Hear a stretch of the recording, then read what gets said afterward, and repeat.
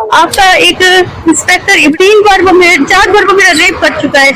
चौथी बार एप्लीकेशन के दौरान वो मेरा रेप कर चुका है। मुझे बुलाकर मुझे ब्लैकमेल करके मेरा एप्लीकेशन के बाद भी उसने मेरा रेप किया, ब्लैकमेल किया। सर मैं आपके ऑफिस में भी आई, सर मैं डीपी ऑफिस में भी गई। डीपी ऑफिस में मेरी 3 दरखास्तें वहाँ पर मौजूद है। एसपी इन्वेस्टिगेशन बुलाते हैं, उनको 2 बार आए, 4 बार इंक्वायरी के मुझसे ना कोई सबूत लिए गए, मुझसे कुछ भी नहीं लिया है। एफआईआर का क्या मतलब होता है? आपके पास रुझान में लगा है। 4 बार वो मेरा रेप कर चुका है।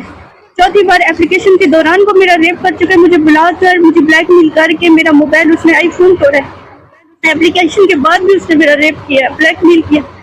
सर मैं आपके ऑफिस में भी आई, सर मैं डीपी ऑफिस में भी गई। डीपी ऑफिस में मेरी 3 दरखास्तें वहाँ पर मौजूद है। एसपी इन्वेस्टिगेशन बुलाते हैं, उनको 2 बार आए, 4 बार इंक्वायरी के मुझसे ना कोई सबूत लिए गए, मुझसे कुछ भी नहीं लिया गया। बेटा आप बताएं, आपकी में आप हमारे लिए बहुत काबिल एहतराम है।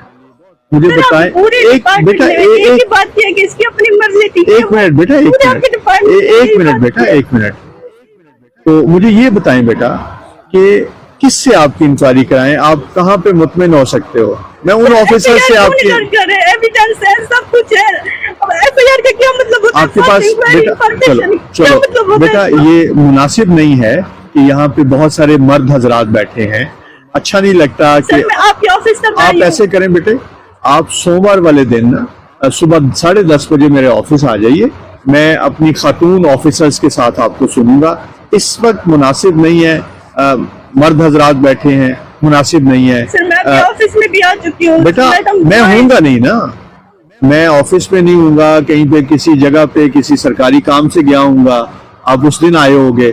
आप बेटा इनको 10:30 बजे मेरे पास ले आइए सोमवार वाले दिन।